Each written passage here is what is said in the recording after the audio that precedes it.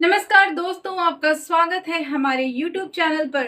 दोस्तों, आज की घटना एक ऐसी ही औरत पूनम जो कि 26 साल की है, जिसकी शादी हुए 4 साल बीत चुके थे, लेकिन उसके पास कोई भी बच्चा नहीं था। दोस्तों, उसका पति जो होता है किशन, उसकी उम्र 28 साल। वो रोज उसे ताना मारा करता था कि पता नहीं ये कैसी औरत है, ये तो बाज है और ये औरत नहीं कुछ और ही है। और वो कहता है कि 5 साल बीत चुके हैं फिर भी हमारे बच्चा नहीं है, और अगर इसी तरह से ये सब कुछ चलता रहा तो एक दिन मैं दूसरी शादी कर लूंगा। पूनम इस बात से इतना ज्यादा दुखी और परेशान होती है कि कोई दूसरा आदमी जब उसे सहारा देता है तो पूनम उसे खुला छूट दे देती है, और फिर वो आदमी जब पूनम के साथ जो करना शुरू करता है कि पूनम चिल्ला उठती है। तो दोस्तों, आइए जानते हैं कि आखिर ऐसा क्या हुआ था पूनम के साथ। लेकिन दोस्तों, उससे पहले अगर आप हमारे चैनल पर नए हैं तो प्लीज वीडियो को लाइक और चैनल को सब्सक्राइब जरूर कर लीजिए, और कमेंट में आप हमें ये भी जरूर लिखें कि आप हमारा ये वीडियो आखिर कहाँ से देख रहे हैं। तो दोस्तों, चलिए शुरू करते हैं शुरू से। दोस्तों, ये घटना राजस्थान के भीलवाड़ा से है, जहां किशन नाम का एक आदमी रहता था। वो किशन के पटीदार का एक बड़ा भाई राघव, जिसकी उम्र 50 वर्ष की थी। किशन और राघव दोनों के घर आपस में सटे हुए थे और ऊपर का छत एक ही था। ये सब लोग अपने अपने परिवार के साथ रहा करते थे, लेकिन राघव की पत्नी को मरे कई साल बीत चुके थे। राघव बिल्कुल अकेला था, उसके पास कोई बच्चा भी नहीं था। वो अपनी अकेली जिंदगी बिता रहा था। बाकी उसके घर परिवार में बहुत सारे लोग थे, उसका छोटा भाई था, उसकी औरत थी, उसके बच्चे थे, लेकिन फिर भी राघव बिल्कुल तन्हा और अकेला रहता था। किशन से उसकी बहुत अच्छी बनती थी, जबकि किशन उसका सगा भाई नहीं था, लेकिन फिर भी वो किशन को अपने भाई से ज्यादा मानता था। किशन भी उसे अपने बड़े भाई की तरह ही मानता था। लेकिन दोस्तों, राघव थोड़ा रंगीन मिजाज का था। सबके सामने वो एकदम सीधा साधा बनने का नाटक करता था, लेकिन राघव का मन हमेशा ही उड़ता रहता था। उसे हमेशा यही विचार रहता था कि काश उसकी भी कोई पत्नी होती और वो उसके साथ वक्त बिताता। लेकिन ज्यादा उम्र हो जाने की वजह से उसने दूसरी शादी नहीं की। दोस्तों, अब ये दोनों भाई जो कि सगे नहीं थे लेकिन सगे से भी ज्यादा थे, इन दोनों के विचार भी काफी मिलते जुलते थे, और इसीलिए ये दोनों दूध का बहुत बड़ा कारोबार करते थे, काफी ज्यादा अच्छा पैसा कमाते थे। किशन जो होता है वो राघव से काफी छोटा था, इसीलिए उसे बड़े भैया करके बुलाता है। राघव भी किशन को बहुत पसंद करता था। किशन अपनी निजी जिंदगी को भी राघव से ही डिस्कस करता था। उसे बताता था कि देखो ना भैया, पूनम एक सही लड़की नहीं है, न जाने कहां से मेरी जिंदगी में आ गई। 4-5 साल बीत गए हमारी शादी को, लेकिन अभी भी हमें कोई बच्चा नहीं है, और कहता है कि पता नहीं इस औरत में क्या दोष है। राघव उसे समझाता और कहता है कि किशन, तुम घबराओ मत, सब ठीक हो जाएगा। लेकिन किशन की परेशानी कम नहीं होती, और वो कहता है कि राघव भैया, आप भी जिंदगी में कितने अकेले हैं, आपके पास भी कोई बच्चा नहीं है, आपकी पत्नी मर चुकी है। मैं नहीं चाहता कि मेरी जिंदगी भी ऐसे ही बीते। मेरे जीवन में मुझे बच्चा जरूरी है, मुझे बच्चा चाहिए बस। किशन जो है वो गांव वालों के ताने और गांव वालों की बातें सुनकर उसके दिलो दिमाग में एक अजीब सा कीड़ा पैदा हो गया है बच्चे को लेकर, और वो जिद पर आ जाता है और कहता है कि मुझे तो हर हाल में बच्चा चाहिए। राघव अब ये अच्छे से जान चुका था कि किशन अब गुस्से में है, कहीं वो सच में पूनम को छोड़ न दे और दूसरी शादी न कर ले। दोस्तों, एक रात की बात है जब पूनम और किशन दोनों अपने ही कमरे में होते हैं। रात के करीब 11 बज रहे होते हैं। किशन जोर जोर से चिल्ला रहा होता है और पूनम को कह रहा था कि यहाँ से भागो, तुमसे कुछ नहीं होगा, तुम में वो बात नहीं है कि तुम बच्चा पैदा कर सको। तुम यहाँ से चली क्यों नहीं जाती, मेरा पीछा क्यों नहीं छोड़ देती। पूनम ये सब कुछ सुनकर उसे भी जवाब देती है और किशन से कहती है कि तुम खुद क्यों नहीं अपनी जांच करवा लेते, तुम्हें भी पता चल जाएगा कि कमी मुझ में नहीं बल्कि तुम में है। और दोस्तों, दोनों के दोनों अब झगड़ पड़ते हैं, और उन दोनों का झगड़ा इतना ज्यादा बढ़ जाता है कि किशन पूनम को थप्पड़ लगा देता है और उसे कमरे से बाहर निकाल देता है। पूनम रोती हुई कमरे से बाहर तो निकल जाती है, लेकिन वो रोते रोते सीधी छत पर चली जाती है और किशन अब आराम से कमरे में सो जाता है। पूनम जो अब छत पर रो रही होती है और उसकी ये रोने की आवाज, उसकी सिसकियां राघव के कानों तक पड़ती है, क्योंकि राघव का छत और किशन का छत दोनों एक ही होता है और राघव उस वक्त उसी छत पर टहल रहा होता है। राघव पूनम के पास आता है और उससे पूछता है कि क्या बात है, इतनी रात हो गई, तुम यहाँ क्या कर रही हो और तुम रो क्यों रही हो? किशन ने तुमसे कुछ कहा है क्या? पूनम कहती है कि नहीं जेठ जी, ऐसी कोई बात नहीं है। लेकिन राघव जो था वो पहले से ही सब कुछ जानता था कि किशन पूनम को किस बात के लिए सता रहा है और इसीलिए राघव पूनम के और करीब जाता है और उसके आंसू पोंछने लगता है और फिर उसके पीठ पर हाथ रखकर कहता है कि सब ठीक हो जाएगा, मैं किशन को समझाऊंगा। और दोस्तों, पूनम को छूते ही राघव कांप उठता है, उसे एक करंट की तरह महसूस होता है, उसे एक अलग ही एहसास होने लगता है। और उधर पूनम जो रो रही होती है, उसे भी राघव का स्पर्श बहुत ही अच्छा लगता है। और कहीं ना कहीं दोस्तों, अब राघव और पूनम के दिल में जज्बात जाग उठते हैं। पूनम दोबारा से राघव को कस के जकड़ लेती है, राघव भी उसे पूरा सपोर्ट करता है और फिर दोनों उस रात एक दूसरे को छूते हैं और एहसास करते हैं। राघव पूनम को अपने साथ अपने कमरे में ले जाता है और उसे एक गिलास पानी देता है। फिर राघव पूनम के करीब आता है और उससे कहता है कि पूनम, तुम बहुत सुंदर हो। ये सुनकर पूनम भी थोड़ी और शांत हो जाती है। उसके दिल में कहीं ना कहीं ये अच्छा लगता है कि चलो कोई तो है जो उसे ध्यान दे रहा है। और तभी पूनम राघव की तरफ थोड़ा आकर्षित हो जाती है, कहीं ना कहीं उसे भी बहुत अच्छा लगता है। और दोस्तों, उस रात वो दोनों एक दूसरे के साथ बहुत ज्यादा करीब आ जाते हैं और फिर एक दूसरे के साथ गलत संबंध बनाते हैं। राघव अपने आप पर कंट्रोल नहीं कर पाता और फिर ये सब कुछ हो जाता है।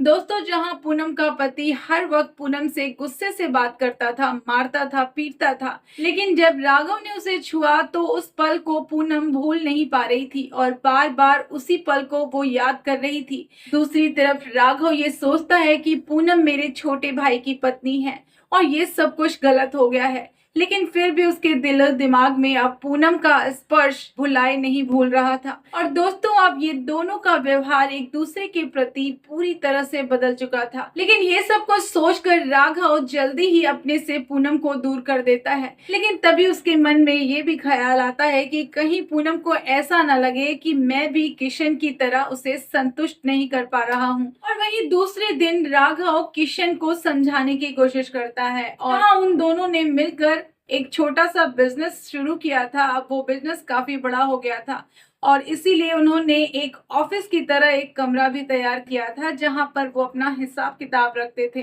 और ज्यादातर हिसाब किताब वही कृष ही देखा करता था। इसलिए राघव वहां पर सिर्फ काम से जाता था। लेकिन राघव आज किशन को समझाने के लिए ऑफिस पहुंच जाता है। लेकिन दोस्तों, वहां का नजारा तो कुछ और ही होता है। किशन गांव की एक दूसरी औरत जिसका नाम सरिता था, उसके साथ गलत संबंध बना रहा होता है।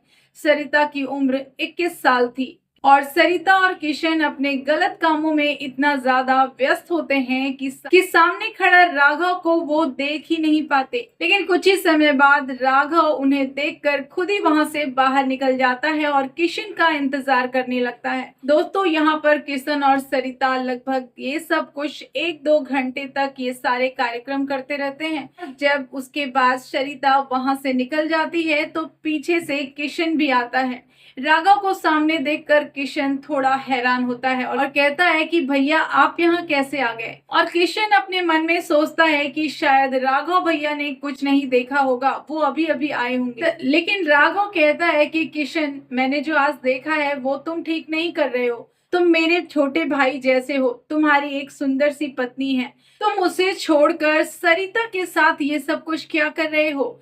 गांव में अगर सबको पता चला तो कितनी बदनामी होगी, कभी सोचा है? और तब किशन कहता है कि भैया, मैं आपको अपने दिल की सारी बात बताता हूँ और इसीलिए मैं आपसे कुछ नहीं छुपाना चाहता। मैं आपको ये बताना चाहता हूँ कि मैं पूनम के साथ नहीं रहना चाहता, मैं अब सरिता के साथ रहना चाहता हूँ। सरिता मेरे टाइप की है। पूनम एक सीधी सादी औरत है, वो बिल्कुल जल्दी पूनम एक सीधी सादी औरत है, वो बहुत ही जल्दी हार मान जाती है और मेरी क्षमता बहुत ज्यादा है। मैं सरिता के साथ ही बहुत खुश रहता हूँ, लेकिन मैं जानता हूँ कि समाज क्या कहेगा, इसीलिए मैंने आज तक पूनम को तलाक नहीं दिया।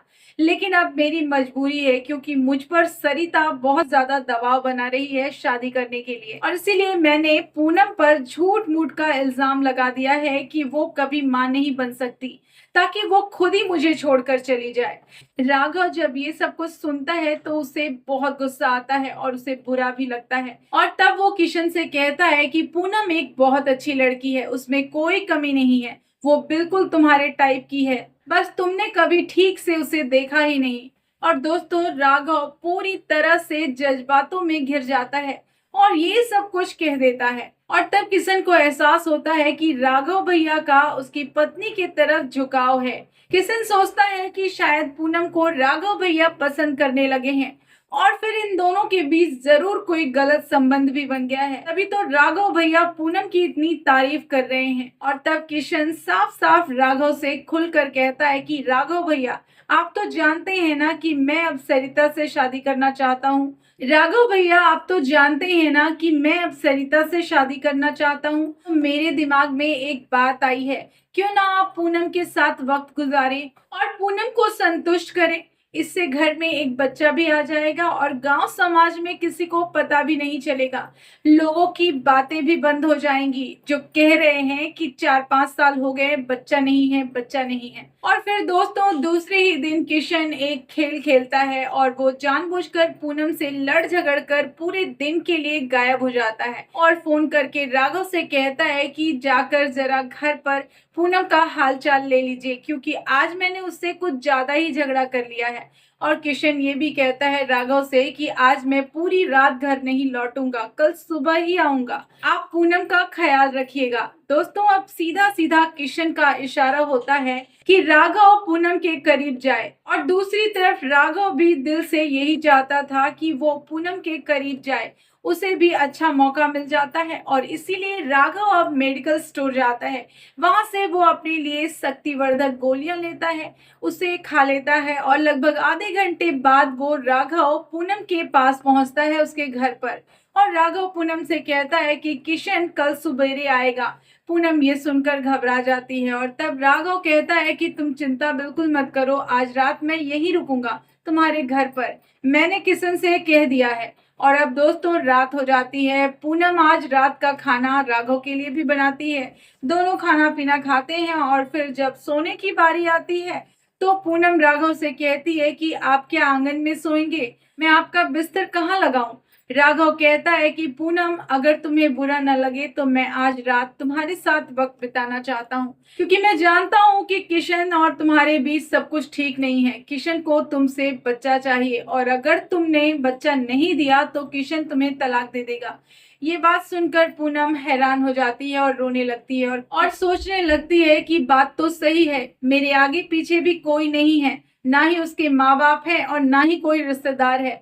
अगर सच में किशन ने उसे घर से बाहर निकाल दिया तो वो कहाँ जाएगी। और इसीलिए पूनम भी अब इस बात के लिए राजी हो जाती है, और पूनम की रजामंदी देखकर राघव तुरंत ही कमरे का दरवाजा बंद कर लेता है और फिर एक एक करके पूनम के कपड़े हटाने लगता है। और फिर दोस्तों, उन दोनों को एक दूसरे के साथ इतना ज्यादा अच्छा लगने लगता है, और दोस्तों फिर वो दोनों एक दूसरे के साथ इतना ज्यादा होने लगते हैं जैसे बरसों से उन दोनों ने कुछ भी नहीं किया था।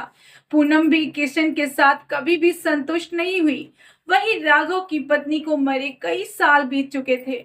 दोस्तों, दोनों एक दूसरे के साथ वक्त बिताना शुरू कर देते हैं। राघव में इतना जोश होता है कि वो पूनम को छोड़ने का नाम ही नहीं लेता।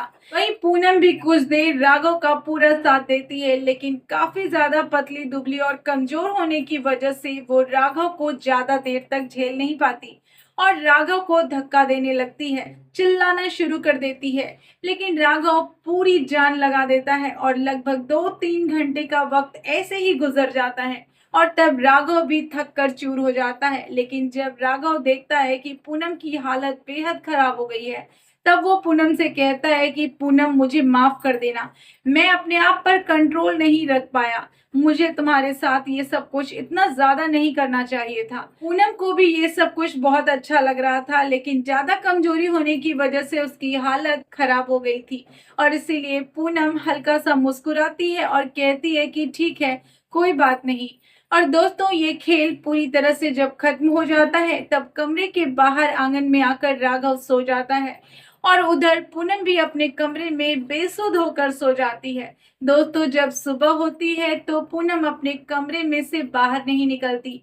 राघव ही उसे उठाने जाता है, लेकिन पूनम अब अपने बिस्तर पर खड़ी तक नहीं हो पा रही थी। राघव उससे कहता है कि देखो, रात को जो हुआ वो बहुत ज्यादा हो गया था, लेकिन तुम अगर सीधी से खड़ी भी नहीं हो पाओगी तो किशन क्या सोचेगा। और अब पूनम किसी तरह से लड़खड़ाती हुई अपने आप को संभालती हुई खड़ी होती है। पूनम को दर्द तो जरूर हो रहा था, लेकिन उसका दिल बहुत खुश था। वो एक अलग ही तरह की खुशी में शर्मा रही थी। और दोस्तों, लगभग सुबह के 8 बज चुके होते हैं। उस वक्त किशन अपने घर लौटता है और राघव किशन से मिलता है और फिर राघव अपने घर चला जाता है। वहीं पूनम, जो कि किशन को देखती है और लड़खड़ाती हुई उसके सामने आती है, उसे देखकर किशन तुरंत समझ में आ जाता है कि राघव ने पूनम के साथ सब कुछ कर लिया है। किशन थोड़ा दुखी तो जरूर होता है, लेकिन उसे एक खुशी भी होती है कि चलो ठीक हुआ, भैया की जिंदगी में भी कोई आ गया है और पूनम जिस चीज की कमी से गुजर रही थी वो कमी भी उसकी पूरी हो गई है। और वो सोचता है कि अब मुझे सरिता से शादी करने में कोई भी दिक्कत नहीं होगी। और दोस्तों, ये जो कार्यक्रम हो रहा था पूनम और राघव के बीच, वो हमेशा का हो गया था। ज्यादातर किशन किसी न किसी बहाने से घर से बाहर रहने लगा था और अब किशन के घर पर राघव ज्यादा रहने लगा था। राघव और पूनम एक दूसरे के साथ बहुत खुश रहने लगे थे। दोनों एक दूसरे को समझने लगे थे, दोनों एक दूसरों की कमियों को पूरा करने लगे थे और उन दोनों की उम्र में काफी फासले थे, लेकिन फिर भी राघव से पूरी तरह से पूनम संतुष्ट थी। ऐसे ही करके दिन गुजर रहे थे और लगभग 6-7 महीने का वक्त गुजर जाता है। और दोस्तों, ये दोनों ऐसे ही खेलते खेलते रह जाते हैं और तब एक दिन पता चलता है कि पूनम प्रेग्नेंट हो गई है। और दोस्तों, राघव किशन से फोन करके बताता है कि अब पूनम माँ बनने वाली है, यानी कि तुम पिता बनने वाले हो। लेकिन किशन कहता है कि नहीं, मैं तो इसी दिन का इंतजार कर रहा था, ये बच्चा आपका है भैया, आप भी अच्छे से जानते हैं और मैं भी। लेकिन अब मेरा रास्ता बिल्कुल साफ हो गया है, मैं सरिता से आराम से शादी कर सकता हूँ और इसीलिए मैं घर छोड़कर जा रहा हूँ। लेकिन अब पूनम और वो बच्चा आपकी जिम्मेदारी होगी। और दोस्तों, किशन सरिता के साथ गांव छोड़कर भाग जाता है। गांव में चारों तरफ यही चर्चा होती है कि देखो ना, किशन को उसकी पत्नी गर्भवती है और वो उसे छोड़कर किसी और औरत के साथ भाग गया है। लेकिन दोस्तों, इस बात से उन तीनों पर कोई भी फर्क नहीं पड़ता, क्योंकि असली राज तो वो तीनों जानते हैं। अब दोस्तों, राघव अपने होने वाले बच्चे का और पूनम का पूरा ख्याल रखना शुरू कर देता है। उन्हें डॉक्टर को दिखाना, दवाइयां लेना, और दोस्तों पूनम से कहता है कि पूनम, तुम बिल्कुल चिंता मत करो, क्योंकि तुम मेरे टाइप की ही हो, मैं तुम्हें बेहद खुश रखूंगा। पूनम इस बात से पूरा संतुष्ट होती है और दोस्तों, 9 महीने बाद पूनम को एक छोटा सा प्यारा सा बच्चा पैदा होता है। और दोस्तों, राघव और पूनम अब एक सुखी चैन जिंदगी जी रहे हैं। और वहीं कुछ दिनों बाद किशन भी वापस गांव लौट आता है, वो भी सरिता के साथ। और फिर दोस्तों, राघव पूनम के साथ और फिर किशन सरिता के साथ रहने लग जाते हैं। दोस्तों, इस घटना को बताने का उद्देश्य किसी के दिल को दुखाना नहीं है और ना ही किसी के निजी जिंदगी के बारे में बताना है, बल्कि आपको सतर्क करना है, आपको सावधान करना है। तो दोस्तों, मिलते हैं नेक्स्ट वीडियो में, तब तक के लिए धन्यवाद।